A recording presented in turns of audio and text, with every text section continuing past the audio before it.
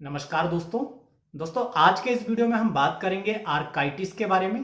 Orchitis जिसे आर्चाइटिस भी बोला जाता है। आर्काइटिस यानी होता क्या है? तो जनरल लैंग्वेज में बोले तो आर्काइटिस यानी इन्फ्लामेशन ऑफ द टेस्टिस, मतलब टेस्टिस में किसी भी प्रकार का इन्फ्लामेशन होना आर्काइटिस कहलाता है। और इन्फ्लामेशन क्या होता है? तो शरीर में किसी भी हिस्से में यदि सूजन आ जाती है, वहां पर दर्द होता है, वहां पर लाली आ जाती है, तो ये सारे सिम्टम्स एक साथ मिलकर इन्फ्लामेशन कहलाता है।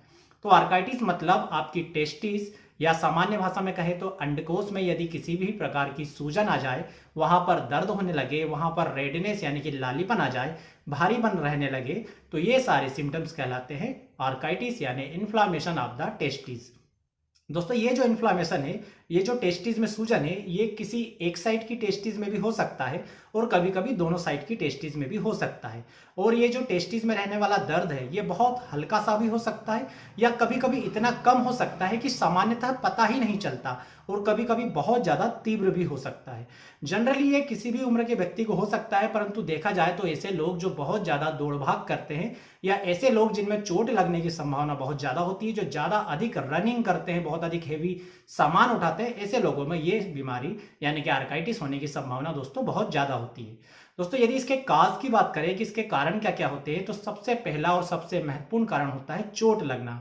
तो अधिकतर लोगों में जो आर्काइटिस की समस्या होती है वो चोट लगने के कारण होती है। जैसे आपने सामान्यतः देखा होगा कि यदि क्रिकेट खेलते हैं, बॉल जो है वो यदि आपके टेस्टिस पर लग जाती है तो वहां से आपको कभी कभी दर्द रहना शुरू हो जाता है। इसके अलावा यदि आप मोटर बाइक पर बैठे हैं, बहुत अचानक से तेज गड्ढा सा आ जाए या स्पीड ब्रेकर बहुत ऊंचा नीचा आ जाए, तो जो गाड़ी पर अचानक बहुत तेज झटका लगता है, उसके कारण भी आपको दोस्तों आर्काइटिस की समस्या पैदा हो सकती है। तो चोट लगना एक सबसे महत्वपूर्ण इसमें कारण होता है, जिसमें बच्चों से लेकर बड़ों में ये चीज देखी जाती है। छोटे बच्चे भी अधिकतर चोट लग जाती है, उन्हें किसी कारण से कहीं ऊंचाई से गिर जाते हैं, जिसके कारण उन्हें टेस्टिस में इन्फ्लामेशन हो जाता है या आर्काइटिस की समस्या हो जाती है। दोस्तों इसका दूसरा सबसे मुख्य कारण रहता है वो होता है किसी भी प्रकार का इन्फेक्शन, चाहे वो बैक्टीरियल इन्फेक्शन हो या वायरल इन्फेक्शन हो। यदि वायरल की बात करें तो मम्स के केस में अधिकतर आर्काइटिस की समस्या देखने में आती है। और इसके अलावा यदि बैक्टीरियल की बात करें तो बहुत सारी सेक्सुअली ट्रांसमिटेड डिसीज के बाद आर्काइटिस हो जाता है। गोनोरिया के बाद, क्लेमाइडियल इन्फेक्शन के बाद आर्काइटिस हो जाता है।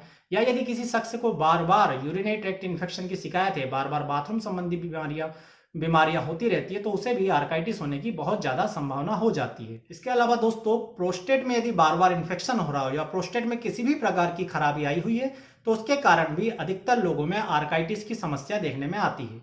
दोस्तों ये तो हुए काज। अब यदि लक्षणों की बात करें कि कैसे पता चलेगा कि किसी व्यक्ति को आर्काइटिस है, तो आर्काइटिस में जो टेस्टिस है वहां पर सबसे पहले तो दर्द होना शुरू हो जाएगा। जो दर्द हल्का भी हो सकता है और तेज भी हो सकता है। ये दर्द भी अलग अलग टाइप का होगा। कुछ लोगों को ऐसा लगेगा जैसे कुछ चुभ सा रहा है, कुछ लोगों को हल्की सी जलन जैसी होगी, तो कुछ लोगों को वहां पर बहुत ज्यादा भारीपन, हेवीनेस आएगा।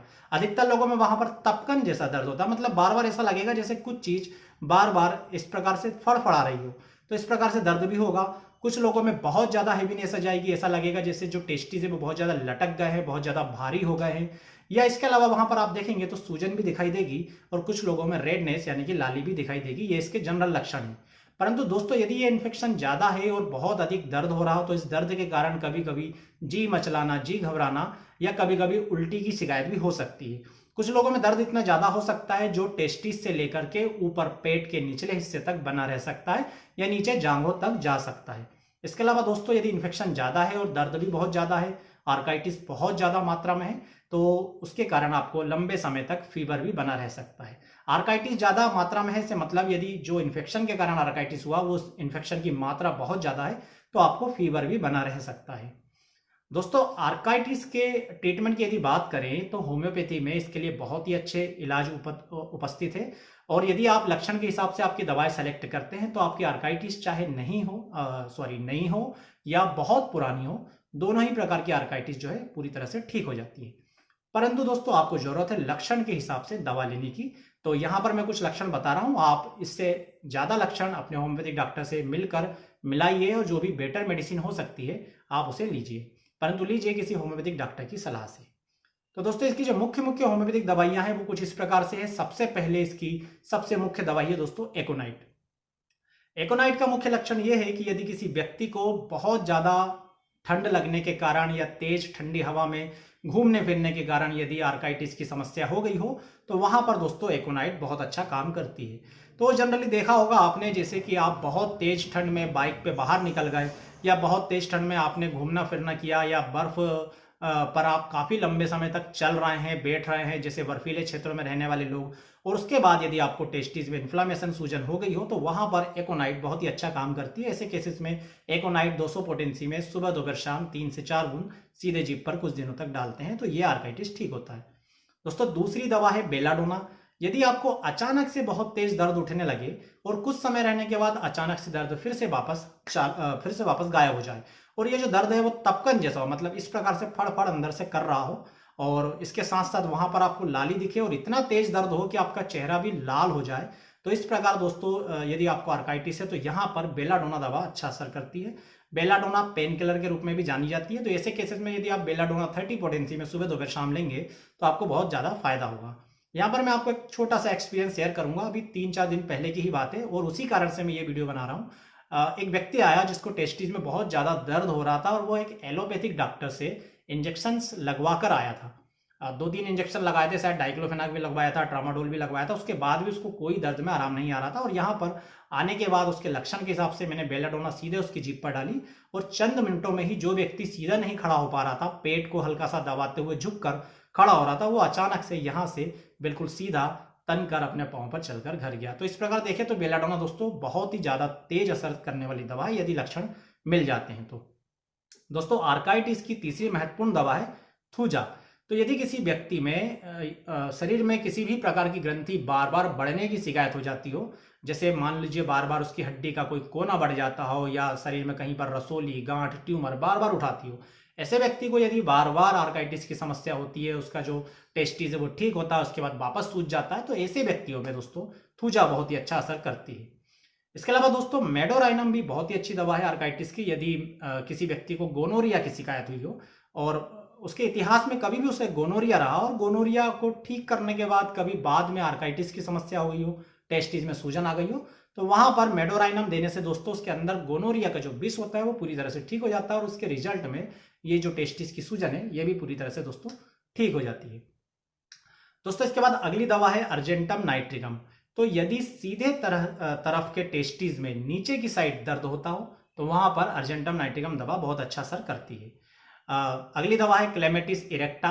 यदि सीधे तरफ के टेस्टिस में आधे भाग में और आधा भी दाहिना, जैसे मान लीजिए ये सीधा तरह का टेस्टिस है, इसको हम थोड़ी देर के लिए टेस्टिस समझ लेते हैं, और इसका बीच से हम आधा भाग कर दें तो इधर साइड का जो सीधे हाथ का जो पार्ट है वहां पर यदि दर्द होता है दोस्तों तो वहां पर क्लेमेटिस इरेक्टा दवा बहुत अच्छा असर करती है। ये सभी दवाएं 30 पोटेंसी में सुबह दोपहर शाम दिन में 3 बार 4 बूंद या 5 बूंद सीधे जीभ पर आप टपकाएंगे तो आपको लक्षणों के हिसाब से मिलाने के बाद बहुत ही ज्यादा दोस्तों आराम होगा। इसके अलावा दोस्तों अगली दवा है conium mac. Conium mac 200 potency में ली जाती है और यदि किसी व्यक्ति को प्रोस्टेट बढ़ गई हो, उसके साथ साथ उसको इस प्रकार की शिकायत हो रही हो, आर्गाइटिस की भी समस्या हो, तो कोनियम मैक दवा जो होती है ये ग्लैंड्स को नॉर्मल करने का काम करती है, प्रोस्टेट को भी सही करती है और इसके साथ आर्काइटिस की समस्या को भी सही करती है।